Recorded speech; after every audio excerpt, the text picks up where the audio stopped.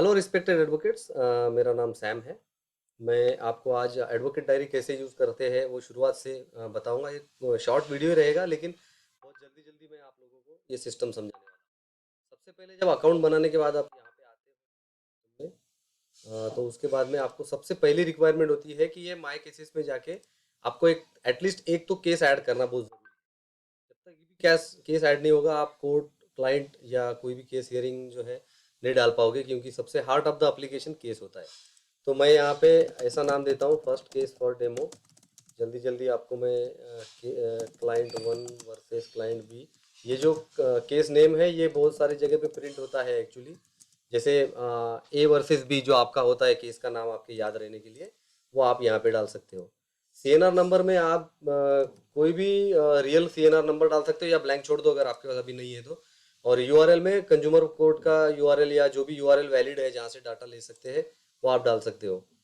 अगर आपके पास कोई भी कोर्ट एडेड नहीं है तो आप यहाँ पे डिस्ट्रिक्ट कोर्ट या कुछ भी डाल सकते हो। वो नया एंट्री उसका हो जाएगा। क्लाइंट नेम भी आपको यहाँ से डालना पड़ेगा आपको, नहीं तो सिलेक्ट करना पड़ेगा, दो में से एक। इस तरीके से आपका सिस्टम चलेगा। अभी इसमें इसी पेज पे नेक्स्ट केस की हियरिंग भी आप कर सकते हो कि क्या किस चीज़ के लिए है। तो आपको डॉक्यूमेंटेशन आपने अगर बोल दिया कि ठीक है डॉक्यूमेंटेशन के लिए कौन सी तारीख को बुला रहा है, आज तारीख एक्चुअली 17 अगस्त है, लेकिन मान लेते हैं 26 अगस्त की आपकी हियरिंग है। अपोजिट पार्टी का नाम वन टाइम आपको लाइफ में डालना पड़ेगा जब आप केस की एंट्री करते हो। तो मैं आपको सिर्फ ऐसे ही डाल दूंगा, अपोजिट पार्टी नेम हियर, ताकि याद रहे। अपोजिट पार्टी लॉयर आपको डालना है तो डालिए। ये सब चीज़ें जो है ऑप्शनल है, आप अगर डालोगे तो ठीक है, नहीं डालोगे तो कोई प्रॉब्लम नहीं, उससे कुछ फर्क नहीं पड़ता। रिमार्क्स अब मैंने सब कुछ कर दिया। अगर मुझे एक से ज़्यादा केसेस ऐड करनी है तो save and add more cases बोलूंगा। अगर एक ही केस करके बंद करना है तो सेव एंड क्लोज करूंगा। तो अभी मैं सेव एंड क्लोज करूंगा, तो सेव हो जाएगा और बंद हो जाएगा ये विंडो। इसने देखिए इसने क्या क्या कर दिया एक्चुअली कि मेरे मेरे केसेस की एंट्री कर मेरे केस की एंट्री की, मेरे क्लाइंट के टेबल में एंट्री की, मेरे कोर्ट के टेबल में एंट्री की, और मेरा शेड्यूल भी उसने अटैच कर दिया वहाँ पे। मैं आपको दिखाता हूँ जो हमने अभी ऐड किया है। इंटरनेट का थोड़ा प्रॉब्लम है,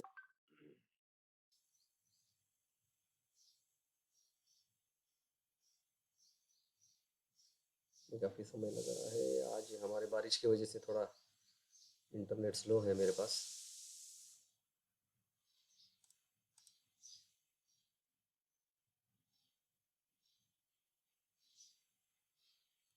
तो ये हो गया आपका कोर्ट का सिस्टम और केस का सिस्टम। तब तक मैं आपको एक्सप्लेन कर देता हूँ कि एक्चुअली जब आप ये सब एंट्री कर देते हो, आपने नेक्स्ट डेट डाल दी 25 अगस्त 2020।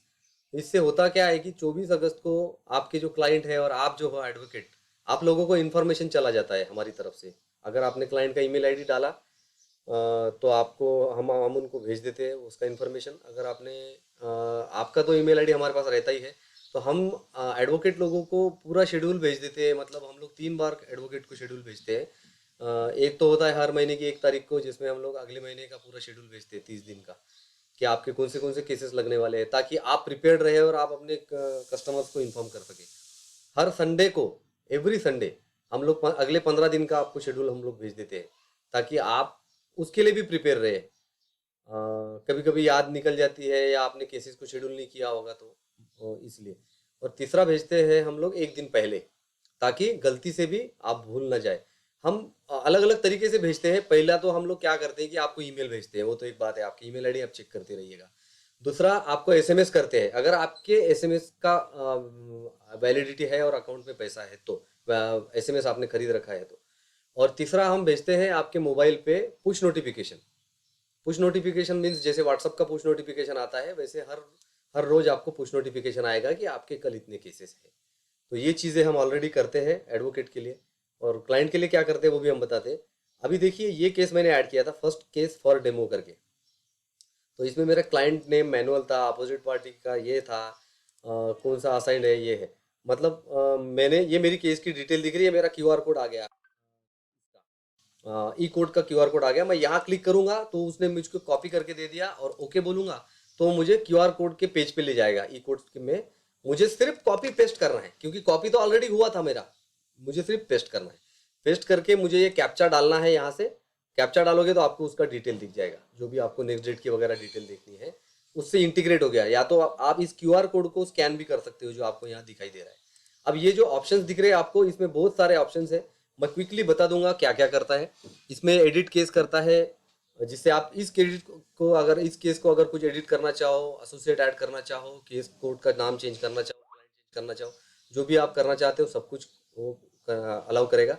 आप केस डिटेल देख सकते हो, उसका प्रिंट आउट भी निकाल सकते हो यहाँ से। अब मैं आपको दिखाता हूँ, तब तक मैं वापस अपने पेज पे आता हूँ और बताता हूँ। एडिट शेड्यूल में आप इस चीज़ का शेड्यूल चेंज, जैसे आपने 26 अगस्त बोल दिया लेकिन गलती से 26 अगस्त आपने दे दिया था, तो आप उसका 25 अगस्त करना था आपको, तो यहाँ एडिट शेड्यूल में आइए और यहाँ पे डेट चेंज कर दीजिए, बस इतना सिंपल है, तो वो सेव हो जाएगा वो।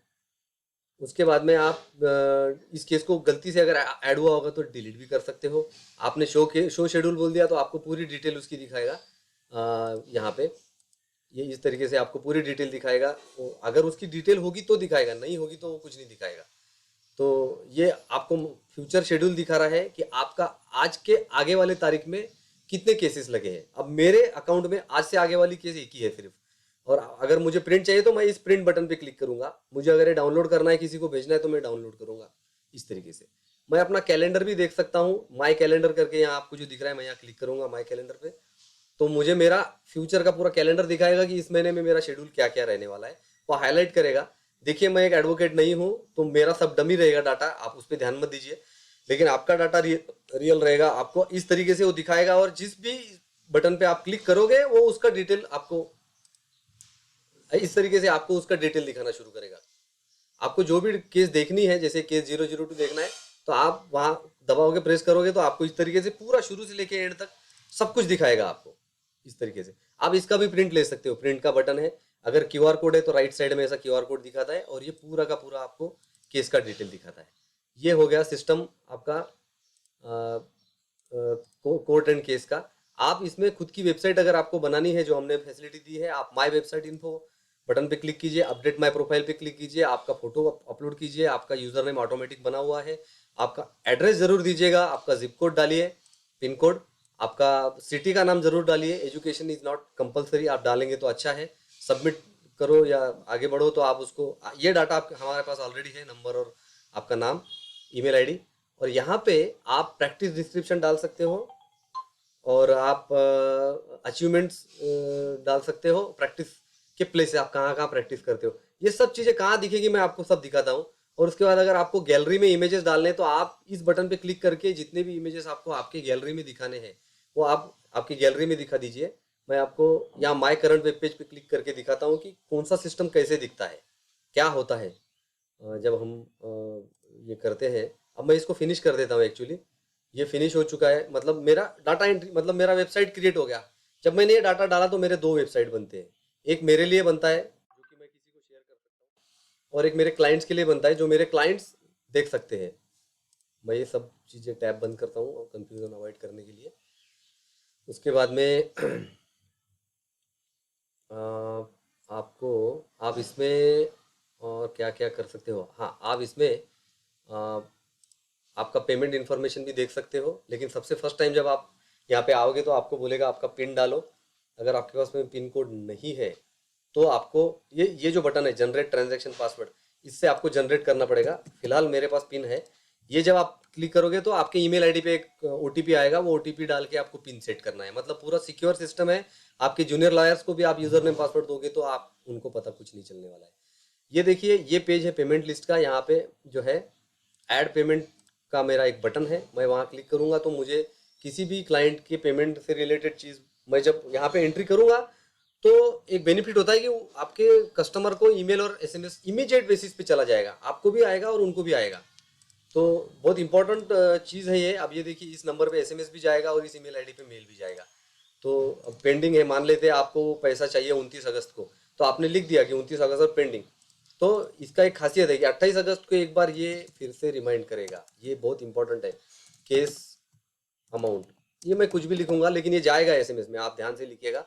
आपने जैसे सेव कर दिया पेमेंट एडेड, और ये एक तो आपके रिकॉर्ड्स में भी दिख जाएगा और आपके लोगों को, ये देखिए इसका बिल बन गया, आप इसका प्रिंट भी ले सकते हो, आप इसका प्रिंट ले सकते हो, आप इसको भेज भी सकते हो जिसको भेजना है उसको, या इसको क्लोज करके। अब एक बार बन गया तो आपके सिस्टम में हमेशा पड़ा रहेगा।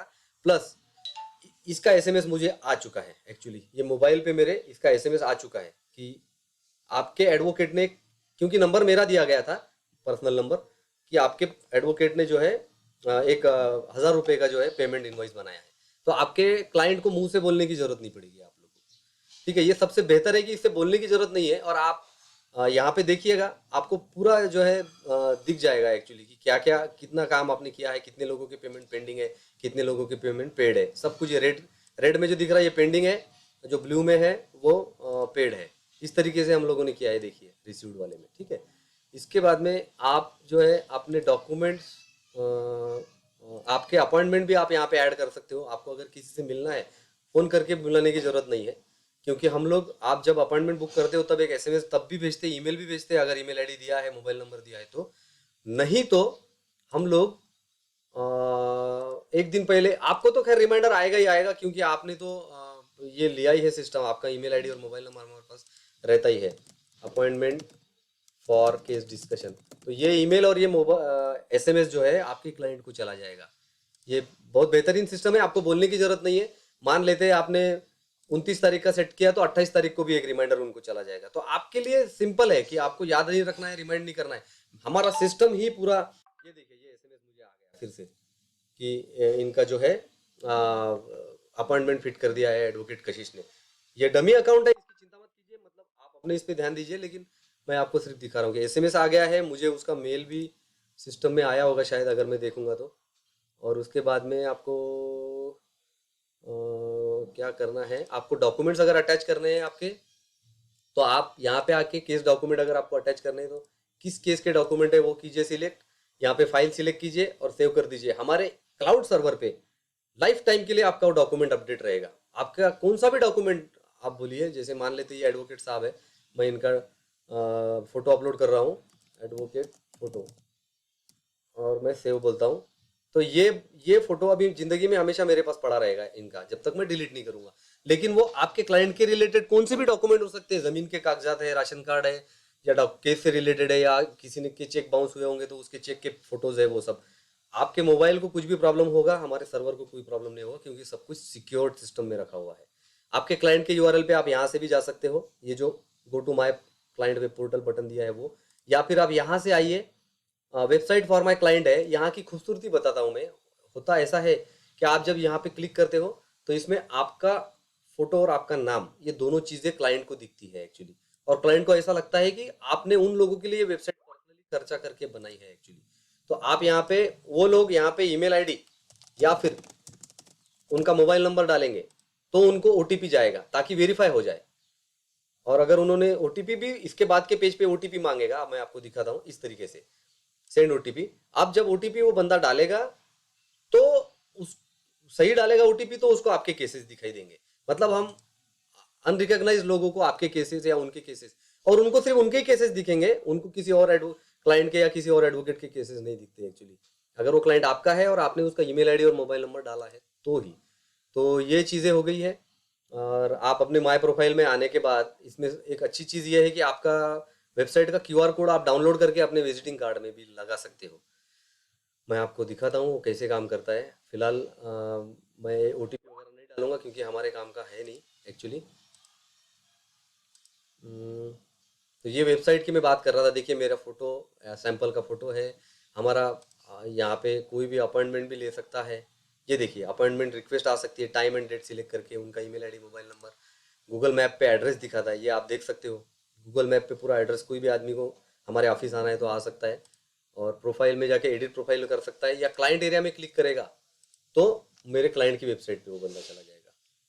तो इस तरीके से हम लोग जो है अभी थोड़ा इंटरनेट का मेरे पास प्रॉब्लम है, तो बहुत स्लो चल रहा है आज बारिश की वजह से एक्चुअली। बट ये वीडियो देखने के बाद एटलीस्ट आप, और ये वेब वर्जन है, मोबाइल वर्जन पे भी है सब कुछ, लेकिन कुछ फीचर्स आज की तारीख में कम है। तो जब भी हम फ्यूचर में सब कुछ अपडेट कर देंगे तो आप लोग वो भी यूज़ कर सकते हो। मैं इसको बंद कर देता हूँ क्योंकि इसका अभी ज़रूरत नहीं है। और आप क्यूआर कोड डाउनलोड करने का मैं दिखा रहा था, लेकिन ये सिस्टम शुरू नहीं हो रहा है अभी बारिश की वजह से। तो बट ये जो माई प्रोफाइल पेज है, यहाँ पे क्यूआर कोड आएगा, वहाँ पे मैं डाउनलोड प्रेस करूँगा तो मेरे सिस्टम में डाउनलोड हो जाएगा। एक्चुअली मेरा वीडियो 15 मिनट से बड़ा नहीं बन सकता, कुछ लिमिटेशंस है। तो शायद ही क्लोज हो जाएगा।